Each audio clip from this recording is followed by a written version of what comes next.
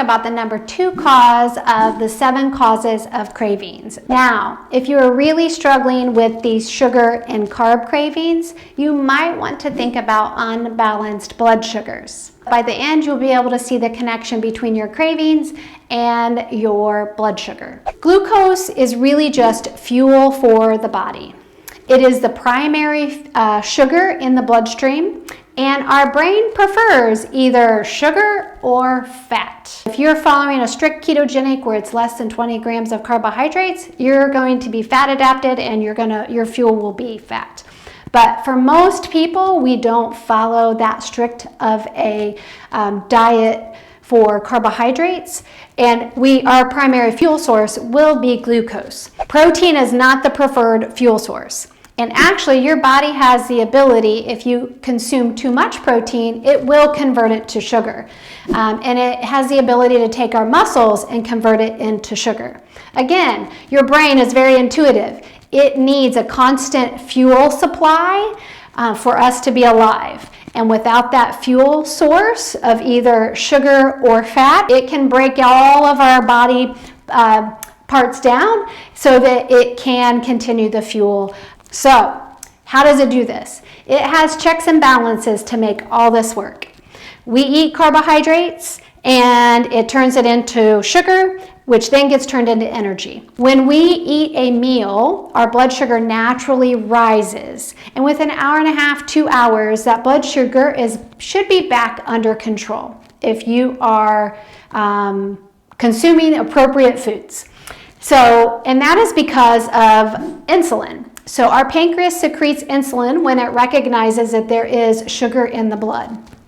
And insulin's job is to take sugar out of the bloodstream and shove it into the cells. Then your body determines, hey, do we need this energy right now, or should we store it in the liver, the muscles, or do we have an abundance and just save it away for later in our fat cells? The next hormone is glucagon, and this kicks in when the blood sugars start dropping. Glucagon tells your body, hey, stop storing.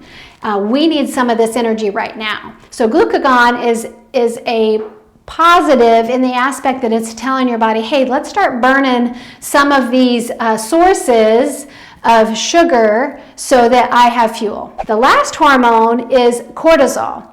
This is also our stress hormone. Now, it's also responsible when that blood sugar starts dropping too low.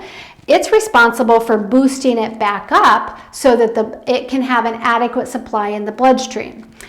The problem lies in when you are chronically stressed. So if you have been under a lot of stress for a long period of time, your body will have a difficult time keeping up with that demand and having adequate supply of cortisol that can do its job to boost the blood sugar. Another issue is when people have experienced trauma in their life, they find that a lot of those people have naturally low cortisol levels.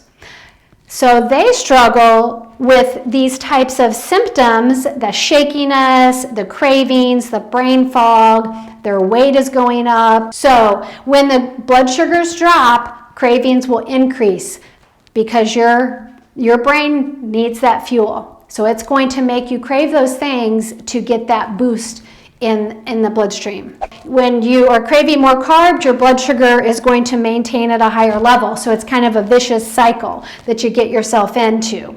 It's just whether it's managed or not managed. So if you are really struggling with those sugar and carb cravings, you might want to think about unbalanced blood sugars.